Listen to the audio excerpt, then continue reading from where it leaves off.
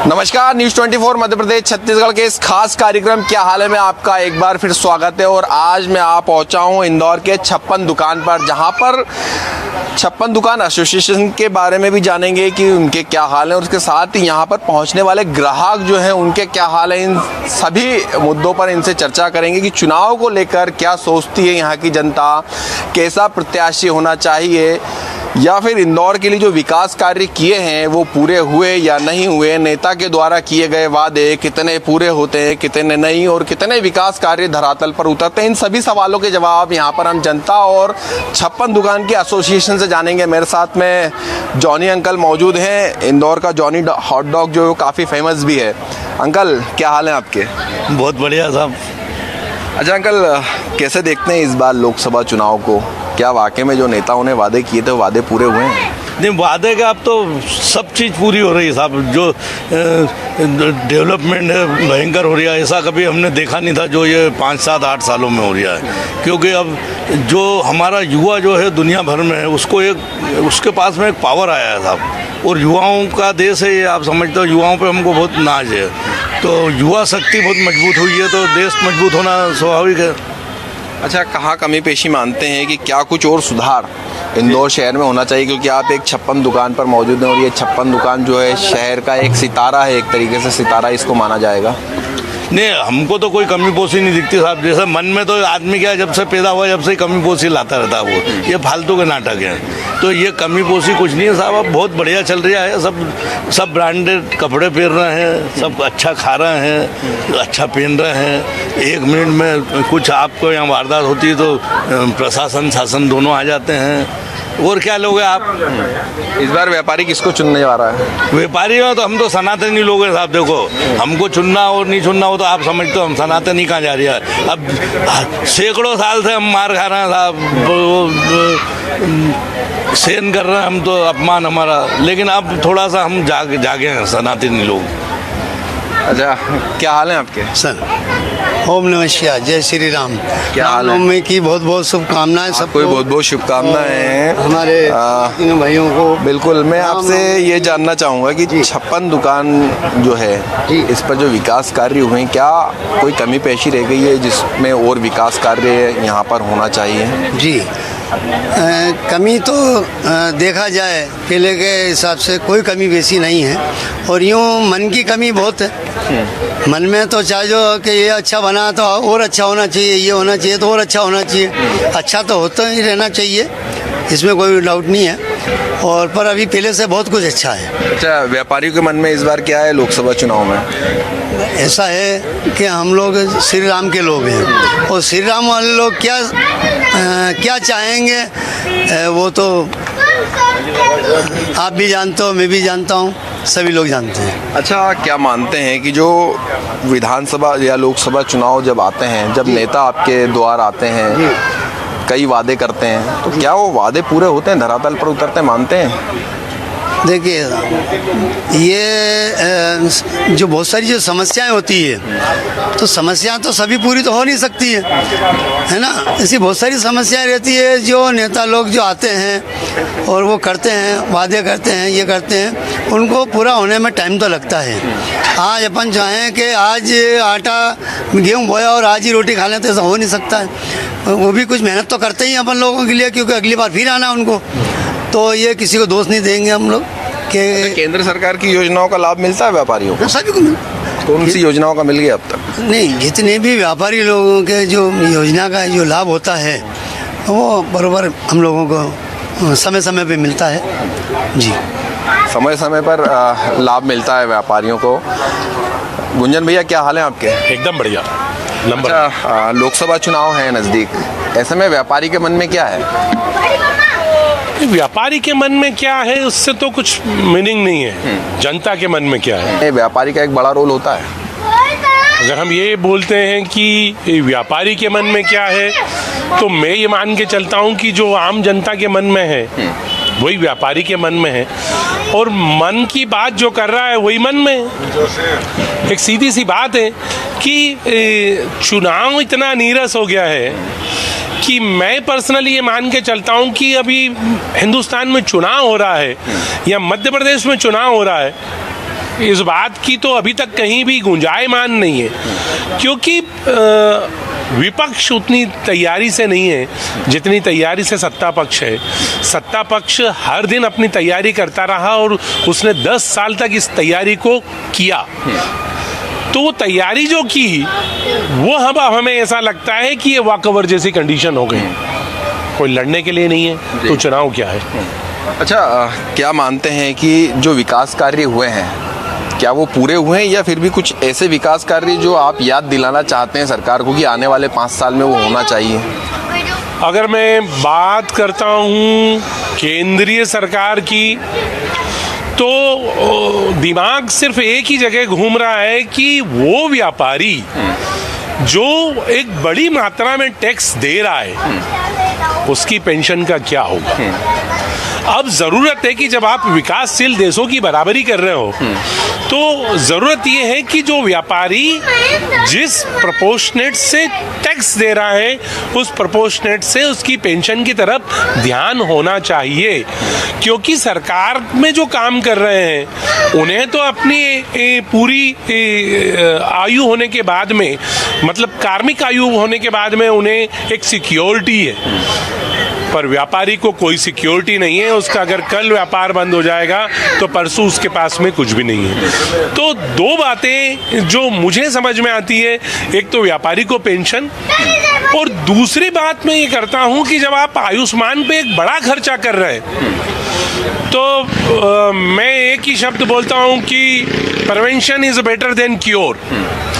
तो हम क्यों ना आयुष्मान पे खर्चा हो उसको कम करने के लिए आयुष्मान के पहले के खर्चे करें, मतलब हम बीमार ही ना होने दें। बिल्कुल, हमारी जनता को, हमारे युवा वर्ग को हम वो फैसिलिटी दें कि जितने हमारे व्यायामशाला चल रहे हैं, जितनी हमारी जिम चल रहे हैं, और जो हमारे सरकारी बगीचे हैं इनमें सब में जिम लगाए जाएं, और उस जिम में उन्हें खान पान की व्यवस्था के कार्ड दिए जाएं, बीमारी ना हो। तो हम मेडिसिन पे क्यों खर्चा कर रहे हैं, हम उनकी खुराक पे खर्चा करें। तो ये एक बड़ी जरूरत है कि आयुष्मान के बजाय हम लोग सेहत के ऊपर खर्चा करें। अच्छा, जो पिछली बार विरोध किया था कई व्यापारियों ने, जीएसटी को लेकर सवाल खड़े किए थे कि जो जीएसटी उसमें सुधार की आवश्यकता लगती है, तो क्या इस बार फिर से जब नेता आपके द्वार आएंगे तो उनसे सवाल करेंगे कि जीएसटी में कुछ सुधार होना चाहिए? लगता है आपको कि जीएसटी में सुधार की आवश्यकता है? अब तो देखो जीएसटी में इतने अमेंडमेंट हो गए कि कितने अमेंडमेंट हुए किसी को पता नहीं है। तो जीएसटी एक अनिवार्य अंग हो गया, और जीएसटी अभी सीधा सा इस तरीके से हो गया है कि आय का सबसे बड़ा स्रोत है। पर हम इस बात के लिए गौरवान्वित हैं कि कम से कम जीएसटी आय का बड़ा स्रोत हो गया, जो अभी तक ये माना जाता था कि आबकारी सबसे बड़ा स्रोत है। तो आबकारी ही अभी तक ये माने जाते थे कि हमारे सबसे बड़े देवता हैं, इनको पूजा जाए। तो जैसे जैसे जीएसटी का प्रोपोर्शनेट बढ़ता जाएगा, टैक्स स्लैब धीरे धीरे कम होता जाएगा, और हम मानते हैं कि जैसा दायरा बढ़ेगा जीएसटी अपने आप सुधार पे आ जाएगा। क्या लगता है, मानते हैं कि जीएसटी आसान है? जो बिल्कुल साधारण भाषा में कहें अगर, तो कि जो व्यापारी को आसानी से जीएसटी देना है, जीएसटी का लाभ लेना है, वो मिल पा रहा आसानी भाषा में? हम ये मानते हैं कि टैक्स देना कोई सा भी आसान नहीं है। टैक्स न तो देना आसान है, न टैक्स लेना आसान है। आसानी तो जैसे जैसे डेवलपमेंट होते जाते हैं, जब हमें ये लगता है कि हमारा दिया हुआ पैसा अब बराबर इंफ्रास्ट्रक्चर पर खर्च हो रहा है, जब हमारा दिया हुआ पैसा देश की उन्नति में काम आ रहा है, तो फिर वो कठिन काम भी आसान लगने लगते हैं। जीएसटी जैसे जैसे बढ़ता जाएगा, मैं वही बोल रहा हूँ कि इसकी उम्र जैसे जैसे बढ़ती जाएगी इसकी आसानी होती चली जाएगी, क्योंकि अभी तक हम सेल टैक्स के परिवेश में घूम रहे थे, तो सेल टैक्स जितना इजी था उतना इजी जीएसटी तो नहीं है, क्योंकि वो हर कोने से टैक्स लेके आ रहा है। सबसे बड़ी बात यह है कि सरकार अप्रत्यक्ष कर ले रही है। अप्रत्यक्ष कर लेने का मतलब यह है कि सरकार हर आम और खास आदमी से टैक्स ले रही है। प्रत्यक्ष कर नहीं हो रहा है कि हम ये बोले कि जो धन्ना सेठ है उनसे टैक्स लिया, नीचे तक नहीं है। तो जब हर आम और खास आदमी की उसमें अहमियत होगी तो उसे उतना लाभ मिलेगा, ये भविष्य हमें बताता है। बिल्कुल केंद्र सरकार से व्यापारी को कई उम्मीदें भी हैं और मानते हैं कि विकास कार्य हुए हैं। सर क्या हाल है आपके? सर बढ़िया, आप बताएं। अच्छा व्यापारी हैं आप भी? जी, क्या लगता है कि जो वादे सरकार ने किए थे व्यापारियों को लेकर, वो वादे पूरे हुए हैं? सर ये है कि कुछ वादे पूरे हुए हैं और जो बचे हुए हैं वो आगे धीरे धीरे होगा, क्योंकि एकदम से किसी भी चीज़ को कि कोई भी कमिटमेंट को एकदम से फुलफिल कर पाना थोड़ा उनके लिए भी मुश्किल होता है और हमको भी कोई एक्सेप्ट नहीं कर पाते हैं। तो ये ऐसी चीज़ें जो वादे उन्होंने काफ़ी जो करे हैं वो हमें उस चीज़ का फ़ायदा मिला है और बाकी जो आगे भी है वो मिलता रहेगा आगे। अच्छा व्यापारियों के मन में कौन है? सर देखिए, ये सबका अपना अपना ओपिनियन है। ये मतलब मेरे लिए भी मतलब पर्सनल है, आपके लिए भी पर्सनल होगा कि हर किसी का अपना अपना है। बस ये कि जो भी जिसके मन में जो भी हो, बस वही होना चाहिए मन में कि वो सबके लिए अच्छा हो, चाहे व्यापारी हो या आम जनता हो या कोई और हो, उनके लिए सबके लिए अच्छा होना चाहिए, उनका भला होना चाहिए बस। अच्छा मैं अगर बात करूं इंदौर के नागरिक के हिसाब से, तो क्या इंदौर शहर में जो विकास कार्य होना थे, जो केंद्र की योजनाएं इंदौर को मिलना थी या एक आम आदमी को मिलना थी, वो प्रॉपर धरातल पर उतर रही हैं? सर बिल्कुल उतर रही है। काफ़ी हम देख भी रहे हैं, रिंग रोड, एबी रोड पे काफ़ी अभी फ्लाईओवर का प्लस मेट्रो का काम चालू है, जारी है, वो चल रहा है और बहुत काफ़ी स्पीड में चल रहा है। वो हम उम्मीद करते हैं उसको सब कंप्लीट होने के बाद और वो चालू होने के बाद हमको काफ़ी इस चीज़ का बेनिफिट मिलेगा। अच्छा इस बार जब नेता आपके पास में फिर से वोट मांगने के लिए आएंगे, लोकसभा चुनाव की तारीख जो है वो नज़दीक है, तो क्या कोई सवाल करने वाले हैं व्यापारी उनसे? सवाल में ये है कि हमारे मन में सवाल वैसे यही है कि हम लोग यहाँ पे जो लोग आ रहे हैं, स्पेशली जो बाहर के लोग आ रहे हैं, टूरिस्ट लोग आ रहे हैं, उनको लेकर हम लोग कैसे सतर्क रहे और आगे उनको कैसे हम लाभ दें, कि जैसे सफाई को लेके या खाने के फूड टेस्टिंग वगैरह को लेके, सब चीज़ को लेके, तो हम भी ध्यान रखेंगे और हम लोग उनसे भी ओपिनियन करेंगे कि वो हमको इसे क्या सलाह देते कि हम आगे उस चीज़ में बढ़ने में ईजी रहे हमको। अच्छा जीएसटी की बात करें तो व्यापारी के लिए कितना आसान बन चुका है जीएसटी?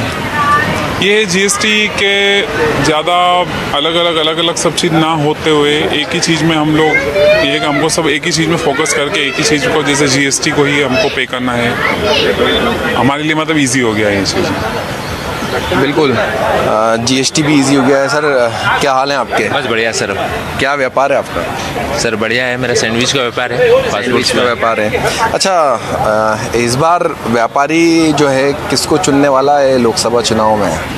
सर मेरा तो वोट बीजेपी में जाता है अमृतसर, और मैं उसी में ध्यान देता हूँ। पर अभी अगर एक तरीके से देखा जाए तो व्यापारी में, जैसे मैंने आज भी पेपर में पढ़ा कि जो ऑल इंडिया व्यापारी एसोसिएशन के अध्यक्ष है उनको भी टिकट दिया गया है दिल्ली से, और इंदौर से कहीं व्यापारी दिल्ली जा रहे हैं चुनाव प्रचार के लिए, क्योंकि कुछ विसंगतियाँ हैं जैसे जीएसटी वगैरह को लेकर, टैक्स वगैरह को लेके।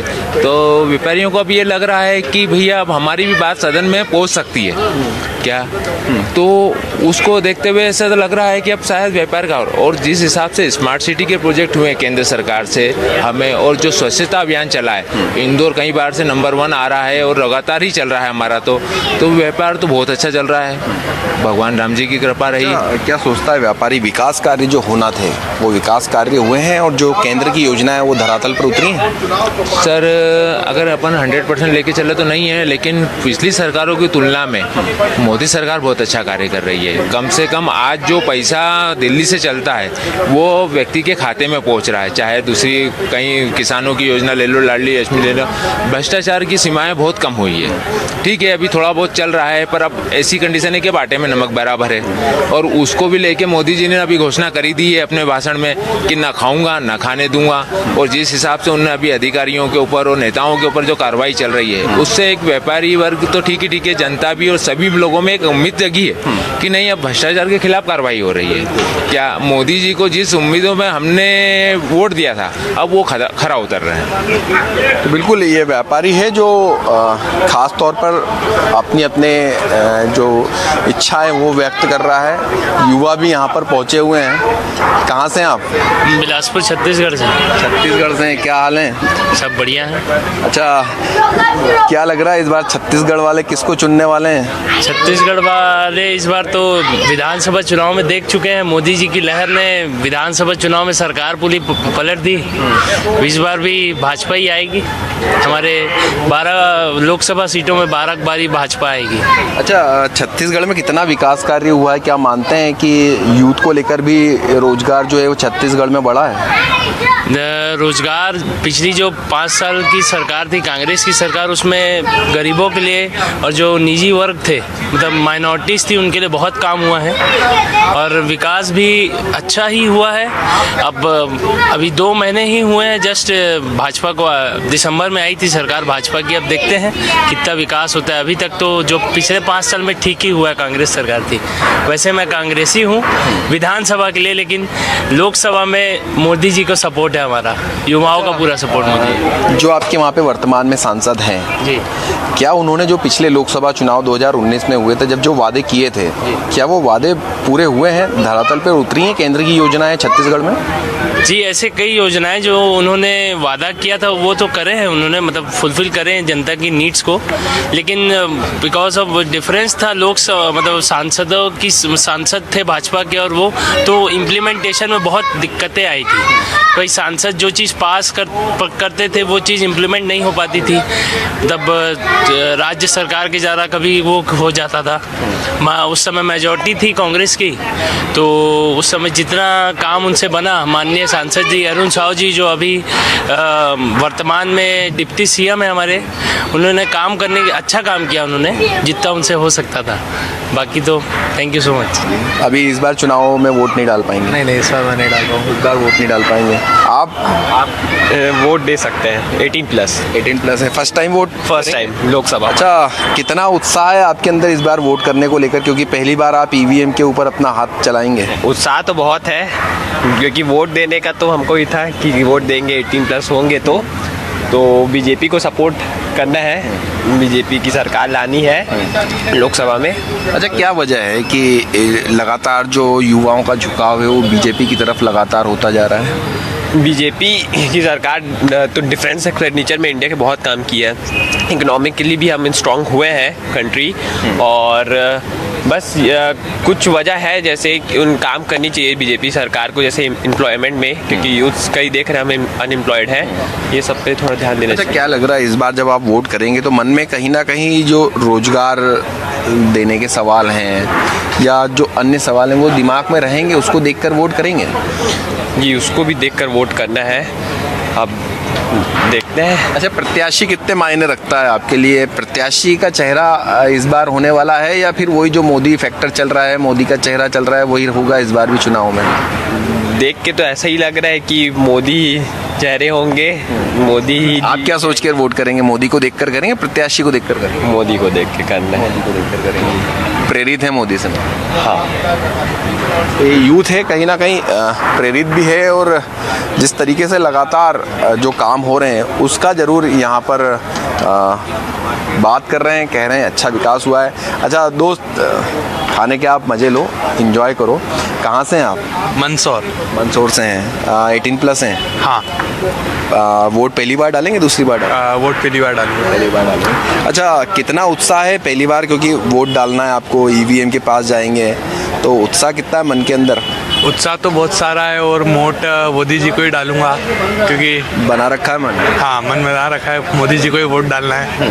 अच्छा, क्या वजह है कि आप बीजेपी को ही चुनना चाहते हैं? वजह है कि मतलब हिंदू राष्ट्र, मोदी जी सबको सपोर्ट करते हैं और सबको इक्वलिटी के साथ रखते हैं, इसलिए मैं मोदी जी को ही वोट डालना चाहूँगा।